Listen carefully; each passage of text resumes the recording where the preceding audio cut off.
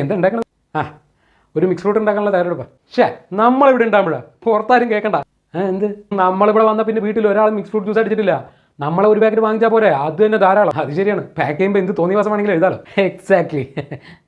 തോന്നിയവാസോ? എന്ത് തോന്നിയവാസം? എല്ലാം നല്ല വൃത്തിക്ക് എഴുതി വെച്ചിട്ടുണ്ട്. ഓ, നിന്റെ വൃത്തി ഒന്ന് നോക്കട്ടെ. ഞങ്ങളാണ് ലോകത്തിലെ നമ്പർ 1 ബ്രാൻഡ്. പാക്കേജിൽ 100% ജ്യൂസ്. നിർത്തരുത്.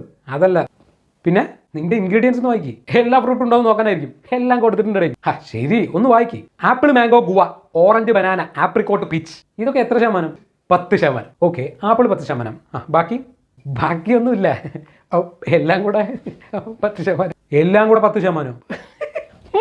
പോരാത്തതിന് സ്റ്റെബിലൈസറും ഫ്ലേവറും ഷുഗറും നോൺ കലോറിക് സ്വീറ്റ്നർ ഉണ്ട്. അപ്പോൾ പിന്നെ ഈ കളറോ 160 അത് കുറച്ച് റെഡ് ഓറഞ്ച്. ഫ്രൂട്ട്സിൻ്റെ കളർ മാത്രമൊക്കെ നോക്കിയിരുന്നു ഞാൻ ഒന്നും സെറ്റ് ആവത്തില്ലെന്നേ. ജ്യൂസൊക്കെ ആകുമ്പോൾ നല്ല കളറൊക്കെ വേണ്ടേ? ശരി, ഷെൽഫ് ലൈഫ് എത്ര? അതൊക്കെ 6 മാസമുണ്ട്. പക്ഷേ ഓപ്പൺ